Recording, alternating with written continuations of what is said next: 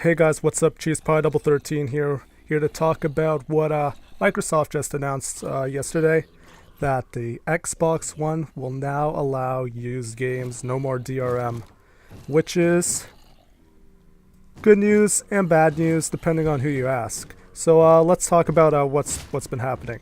So when Xbox One was announced, they're like, "Oh yay, woohoo! It's gonna be awesome! It's TV sports, right? Whatever." The whole presentation I don't think was aimed at the right audience, but it was all right. It wasn't like completely bad until after the press conference when they got like hands when journalists got hands on or not hands on. Got to talk to the different people at Microsoft themselves and ask them about all these rumors about used games not being allowed, having to have a persistent internet connection, and yeah, from that there was a huge mess. Every single person was saying different things. It was all messed up. So they finally came out a few days before E3. They came out with a thing on the Xbox site explaining everything, saying you will need a 24-hour check for on your console to make sure you're not like pirating games or whatever, and you will not be able to use games. You won't be able to resell them. There were some minor specific, like really specific things like if the person was on your friends list for 30 days, then they would be able to trade it once, but then they wouldn't be able to trade it again. And it was really confusing what they put out, and they didn't really explain it well to all the gamers. So just there were tons of speculation around E3. Would they even address it? Turns out they'd even address it in their conference. I just died there. They even addressed it in their conference, which was kind of not a good thing. They didn't. They just completely ignored the fact that so many people were riled up about this no use game thing, and they just they did show us games, which is what we wanted. So yesterday they finally came out and said, you know what? We've been listening to you guys. Let's get rid of yous. You're allowed to use this game now. We understand that our audience is important, so we decide to reevaluate our decisions we've made. And really, I personally think that the reason they decide to do it now is because they've seen what the pre-order sales have been like. I don't know what the pre-order sales have been like exactly, but I've been hearing that they've been pretty good for the PS4, and maybe Microsoft just wasn't getting what they expected for pre-order sales, and that's why they decided to go back on what they said, to go back on what they were pushing at what they had at the original reveal and at E3, which I'm kind of disappointed about. They had, if they were planning, if they knew all along that they could go back on what they said, the best time probably would have been during their E3 press conference. People would have it would have been a really good thing, and would have probably even out the press conferences, because everyone's saying the Sony won, but you know maybe Microsoft could have at least tied if they told this during the actual press conference. Instead, they wait till after. So I don't know. I'm thinking it was only because of what they saw in the pre-order sales, and probably not all the comments they heard from gamers.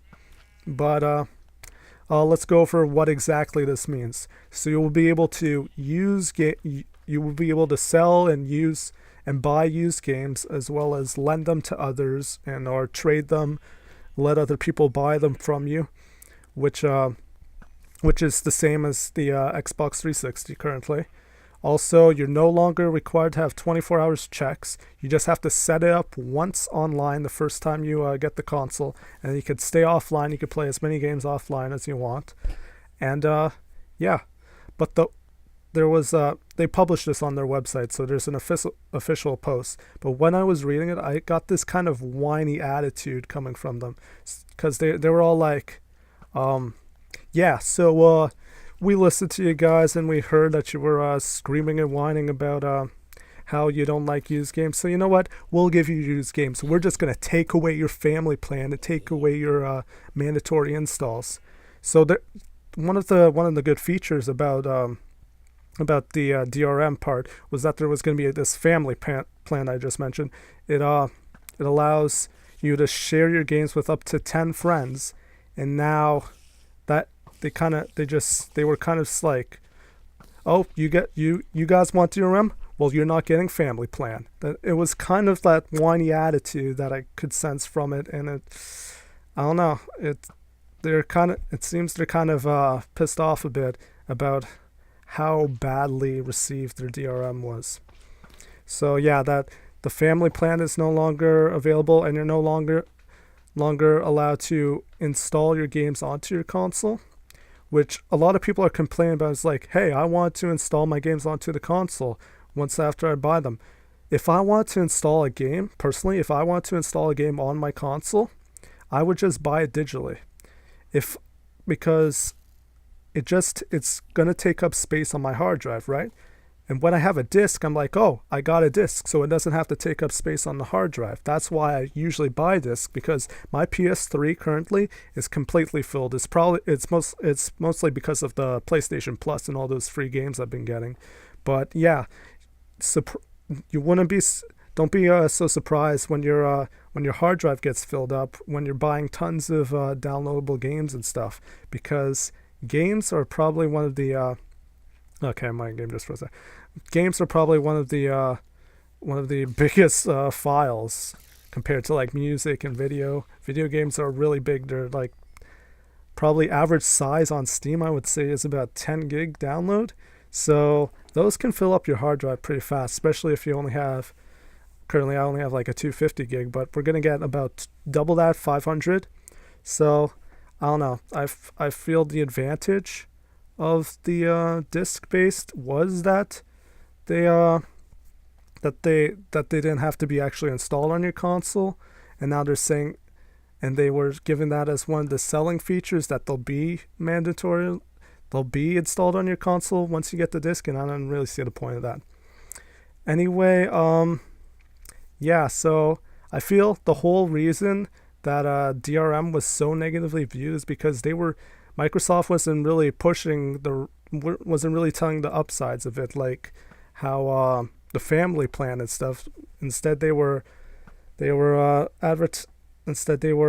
about the cloud and everything, and now they're just going back on that. I didn't really see Microsoft do a good job at advertising their DRM in a positive light. Anyway, this console is still going to be the same price. It's still going to include Kinect, and yeah. We'll have to see, because Microsoft is still pushing motion controlling with every single one of their things. So I don't know. Anyway, thanks for watching. Those are my thoughts on the Xbox One, their new updated features. I'm CheesePie13. I'll see you later. Bye.